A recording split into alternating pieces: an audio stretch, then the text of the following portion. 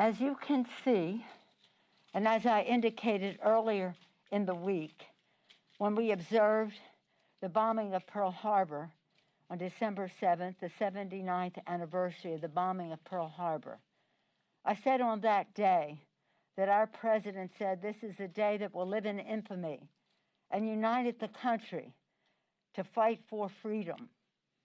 In that war, in World War II, 291,557 people, Americans, died in combat in World War II. Today, we have an assault by a virus on our society, our economy, our schools, our children, our people. We do not have a unifying president of the United States. In fact, we have a president for a long time in denial, delaying and distorting, calling it a hoax. Many thousands more people have died because of that. Now we're up to 290,000 today. We will probably surpass, sadly, the World War II number. In another few days, we'll observe once again, sadly, 300,000. We observed 100,000 as if it was an impossible number to accept. 200,000, how could it be true? 300,000 by the time we get through the weekend. Let us hope that this vaccine will inspire people to follow a regimen of masks, separation, sanitation, and the rest, so that they can be prepared for a vaccine to hopefully reverse this tide in terms of these numbers. To that end, I have great respect for the bipartisan group of folks, mostly senators, but some of our folks, Josh Gottheimer from the House, who are engaged in conversations about this bill. It is a smaller bill than we think is needed for our country, but in light of a completely changed dynamic, in less than 1,000 hours, Joe Biden will be inaugurated President of the United States. And we have a vaccine, which hopefully will be approved by the committee today to go forward. That change in dynamic enables our president to say this is a first step, but that much more needs to be done. So while this has our values, which some of the other bills did not, it has a shorter time frame, but in light of a new president, gives us time to inaugurate a president, have discussions about how we truly meet the needs of the American people. We should all be so saddened by the fact of these loss of lives and these families across America approaching the holidays with this sadness in their hearts, and we have to make sure they know that we carry them in our hearts, in our prayers, in our thoughts, and that hopefully whatever we do can prevent the rate of these more deaths from occurring. More deaths pretty soon, sad to say, that lost their lives in World War II. This COVID package, which I'm hoping will come to be shortly, then has to go on to the omnibus bill. And that's another set of discussions that is going on. I salute our chairman, especially Nita Lowey, the chair of the Appropriations Committee. That's carrying much of the negotiation, but also Richie Neal in terms of what's happening from the Ways and Means, Frank Pallone, Energy and Commerce, Nydia Velasquez in terms of small business, Maxine Waters, renters, etc., and all of our chairs. Now, and Bobby Scott, Ed and Labor in terms of issues that protect American workers. On the PPP, we all know that we need more money for small business, and we all support that. We want it to be done, though, in a way that I think is possible, that honors what has been said before about small businesses with women, minority, veterans, rural, Native American-owned businesses, small businesses being able to participate and the CDFIs, the community development financial institutions, to meet their needs. Nydia Velazquez is working in a bipartisan way on that issue. So whether it's in the omnibus or in the COVID or some combination thereof, that is the work that is being done right now. I'm very excited about the fact that in a very strong bipartisan way, about 80% of the House voting for the National Defense Authorization Act. I commend, as I have before, again and again, Chairman Adam Smith, Chair of the Appropriations Committee, Mr. Thornberry, for whom this the bill is named, the ranking member on the committee, for their leadership in presenting a bipartisan bill. The president has threatened to veto the bill, and largely because it has a provision in there championed by Anthony Brown of Maryland, a veteran on the Armed Services Committee, who has fought to have the renaming of these bases as an important priority. The bill received a rousing vote on the floor.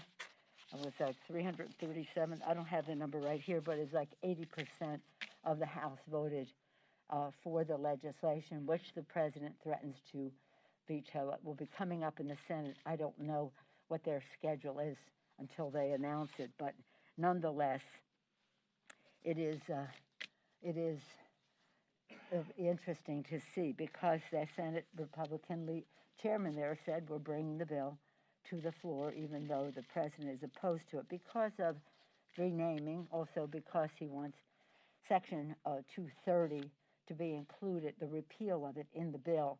I don't like Section 230. I think it needs to be revised, but you cannot repeal it or else you will destroy protections for small businesses and entrepreneurs working their way up, as we also recognize that some of the organizations that did not even exist when this Section 230 of the telecommunications bill in the 90s, no Facebook, no Google, none of it really were on the scene, and certainly not of the size and consequence that they are now. So it needs to be revised. I think there's bipartisan support to do that. I know there is, but nonetheless should not be repealed in this legislation. So we'll see what the president does and what the others do. Now, as we proudly pass that bill in such a big way, these bases were named purposefully for white supremacists, people who had fought in the Confederates, traitors to our country. Purposely, these bases were named for them. It wasn't as if they named it about something and upon final research, other research, it would emerge that they said this, that, or the other. No, it was intentional. So we must properly, and there's a process spelled out in the bill, change that. And in light of that respect for our country and the people of our country, I'm so pleased with what we did under leadership of Mr. Clyburn, reflecting the beautiful diversity of America. This week, we will mark the 150th anniversary of the first African American being elected to the Congress of the United States, Congressman Joseph Rainey. It will come as no surprise to any of you that he's from South Carolina, because that was very much a part of the pride that Mr. Clyburn took in advancing this. He would, just the first African-American congressman was reason enough. The first African-American, and he presided over the House of Representatives, the first African-American to preside over the House of Representatives. And he was the longest-serving black lawmaker during the Reconstruction. So we're proud to celebrate that with the largest ever congressional black caucus. And yesterday, Clyburn and I introduced a resolution to name a room in the Capitol after Rainey, ensuring that he can take his rightful place in the Capitol and in the history books as a source of great pride to all of us. So that is where we are on that. And in addition to that, I just want to once again commend all who are working so hard to save lives by coming up with a reasonable compromise that we can all accept in light of the fact that in fewer than 1,000 hours, we will have inaugurated Joe Biden, a person who has said from day one 100 million people will be vaccinated, understanding that has to be done in a culturally, linguistic, appropriate way for people to be able to respond to the vaccine. So with that, I'd be pleased to take any questions you have. Yes, sir. Madam Speaker, you've thrown your lot in with this bipartisan group that's talking about the stimulus package. They are having a hard time coming to a final product. How long do they have to produce a product? And if they can't do that, do you then have to look at what Leader McConnell has suggested, which is allow some of these other things to fall away and do a smaller package? Well, this is a smaller package. And as I have said, this is not a stimulus package. It's an emergency supplemental to deal with what we have. I think they've made great progress. I think they have some certain things remain, and that's up to them. I don't know the inner workings. But I think they've made great progress, and I salute them for that. Of course, as always, we have to see the text, but I think the values that and the priorities that they have established are what we need to do right away. So I don't share your view. Again, who knows? We'll see how it goes. But we do have to, we cannot leave here without having a piece of legislation. And I can say this unequivocally. What Mr. McConnell is putting forth in terms of liability is such an assault on Americans' workers that I hope that the group goes nowhere near what he is presenting. At what point do you have to start negotiating directly with Leader McConnell and Republicans? Well, the normal course of, thank you for the question. The normal course of events is the committees do their negotiation, and again, I'm an appropriator, as you've heard me say again and again. Left to their own devices, the appropriators can come to the solution. I've spoken with the chairman of the committee in the Senate, Senator Shelby. I think he's committed to keeping government open and having a bipartisan bill. Nita Lowey on our side. Those are the two main negotiators in all of this. Also, again, they want to find common ground, and I think they're close to that.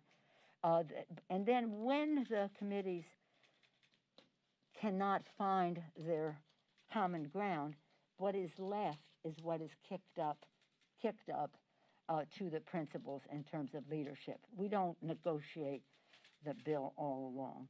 So when that comes, if they have not resolved, which I hope they will and they can, then that's when we would, the normal regular order would be. Yeah. Yes.